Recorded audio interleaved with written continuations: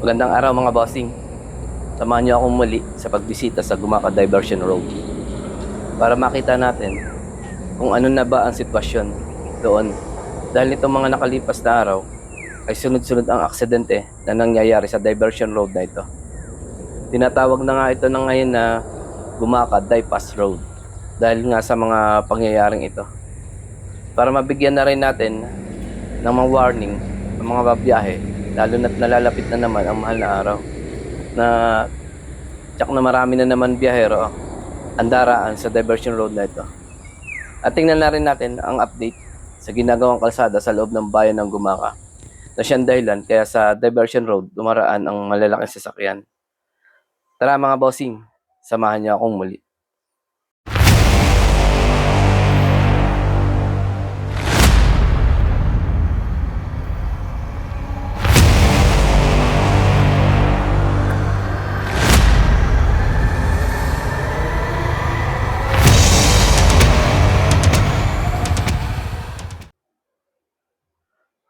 Mabutit maganda ngayon ang panahon. Tama-tama ang pagpunta natin ng Diversion Road.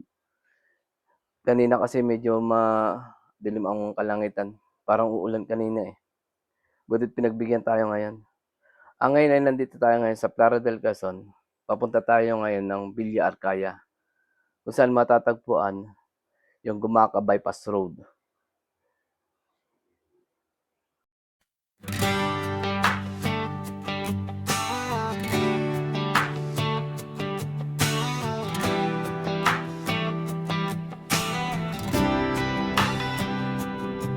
Sa pagpasok mo palang huminto ang mundo. Parang slow mo ang lahat pag ikaw ang nandun.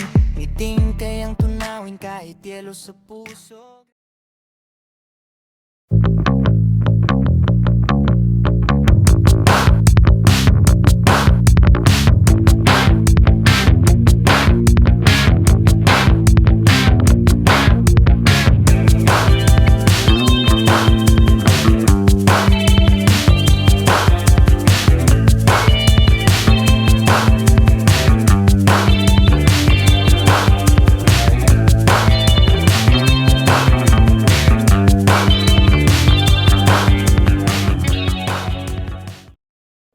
Mga bossing, nandito na tayo ngayon. Pasok tayo dito ngayon sa Diversion Road.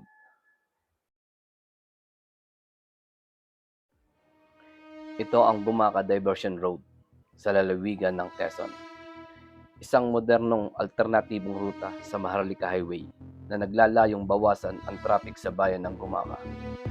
Subalit sa kabila ng magandang layuning ito, hindi makakaila na ang pagtaas ng mga insidente na aksidente at mga tanong mula sa mga motorista kung ligtas ba talagang daanan ang Diversion Road na ito.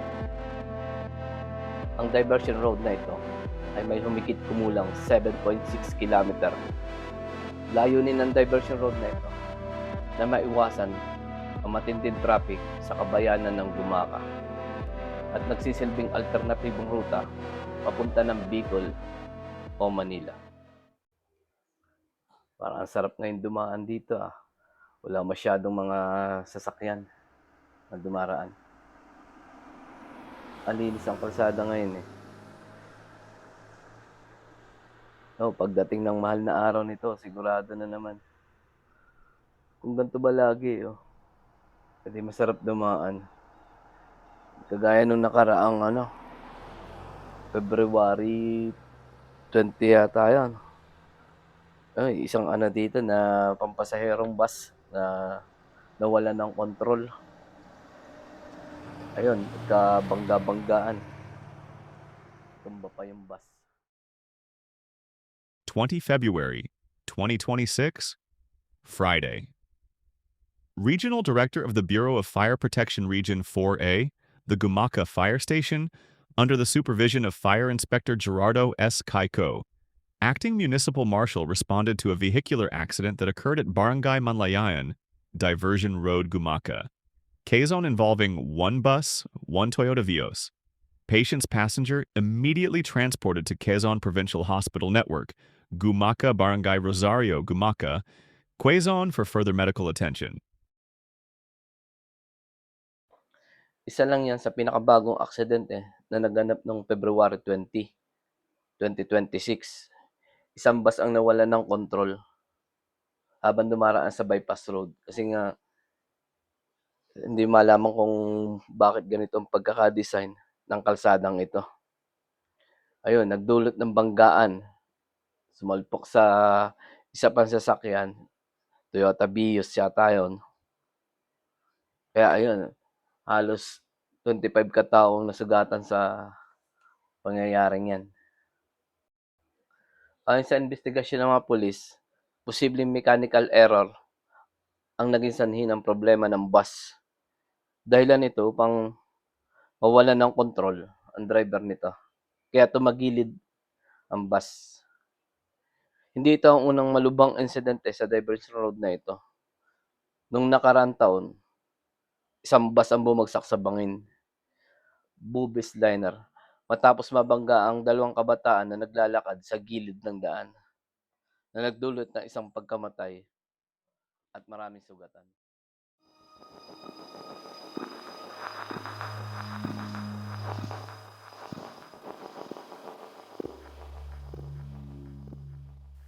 Yung pong Bobby's liner na galing po ng Bicol patungo po sa Manila ay namatayan po sila ng makina doon po sa itaas na bahagi ng diversion road dito po sa bayan ng Gumaca.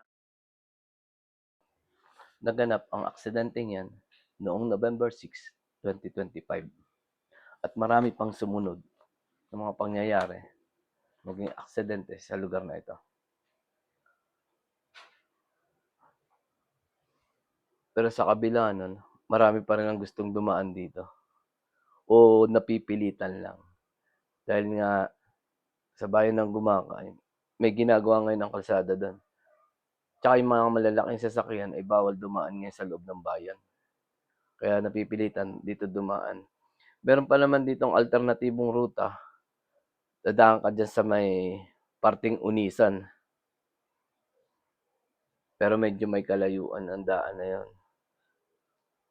Kaya siguro, pinipilit na lang dito.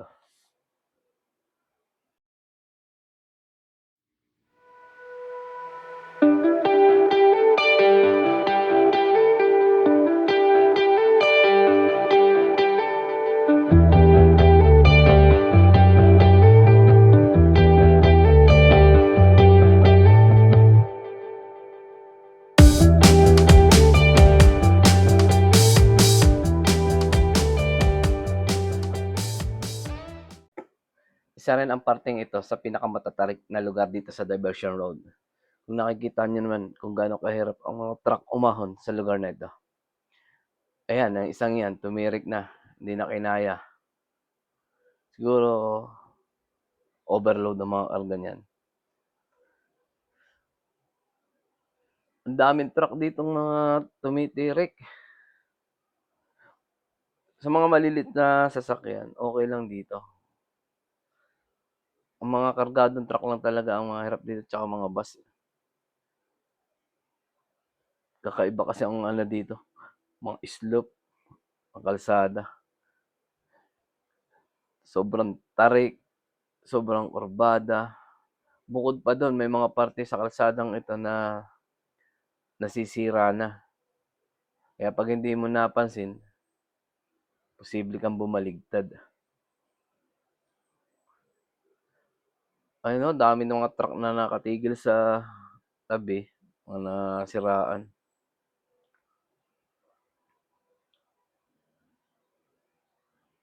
JNT. Parang suki na dito ang JNT ah. Mula pa dun sa may unahan doon. JNT ang laging nasa gilid.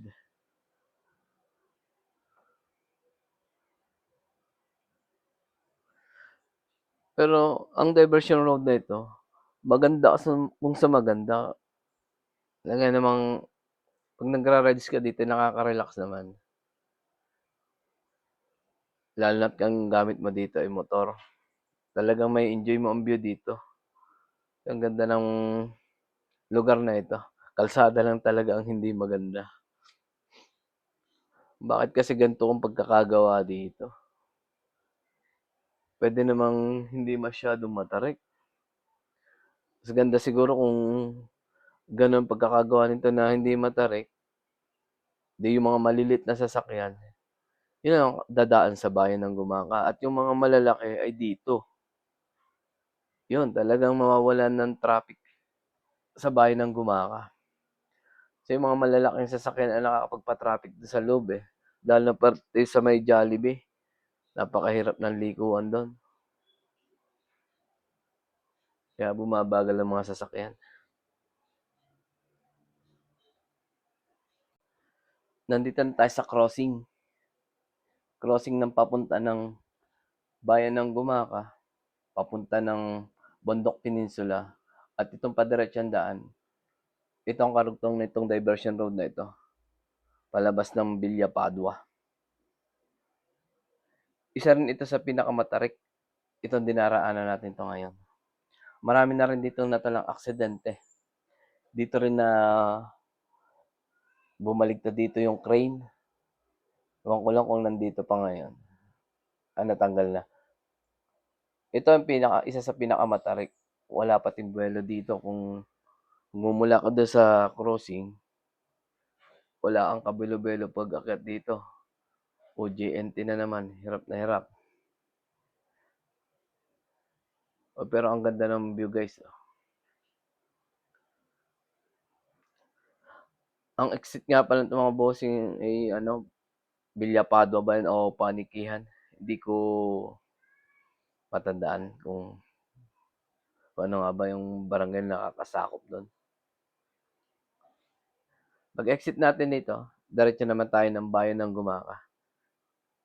Tingnan natin yung ginagawa doon na kung ano na ba ang update doon sa kalsadang ginagawa sa loob ng bayan. Tatapos na ba yan o matatagalan pa? Ganda sana kung umabot ng bago mag Holy Week para di pwede ng daanan. Hindi na mahihirapan dumaan sa diversion road.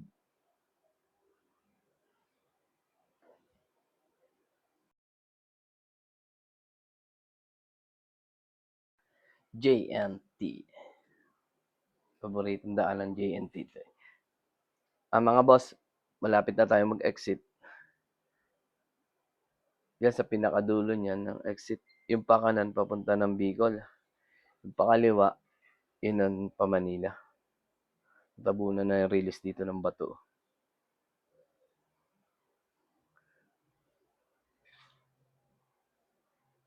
Dito sa parting ito, mga pantayan daan. Maganda. Doon sa gitna, napakatarek. Kakaliwa na tayo dito, mga boss.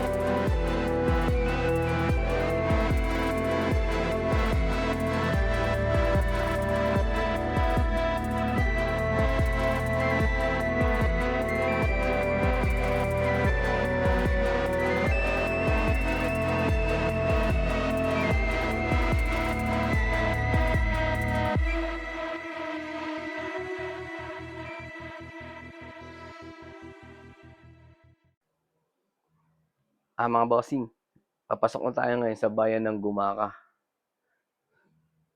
Nandito na tayo sa Barangay Buensusiso. Malapit na dito yung ginagawang kalsada. Tingnan natin yung update. Kung matatapos na ba ito. Pakainit ngayon. Talagang summer na. Oh, may mga dumadaan ding malalaking truck dito. So, nakakadaan ito.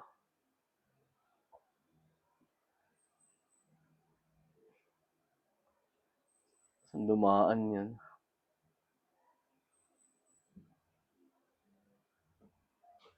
Hirap dito ang mga truck kung mag-iikot dito sa mga gilid-gilid dito sa mga likod-likod.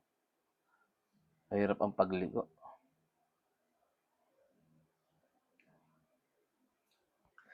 Ang init niyan dito mga boss.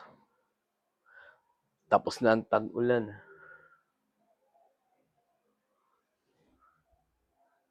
Saan ba nagsimula yung ginagawa dito?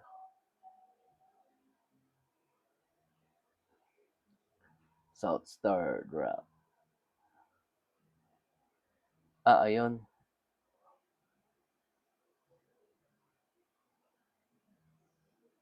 Ito lang. Mayroon pa siyang ang daming bakal nito parang matibay ito Mahaba. Ito kayang kabilang lane na ito. Siguro gagawin din ganun. Hindi kaya ito matapos ng April. Mahaba pa pala yan.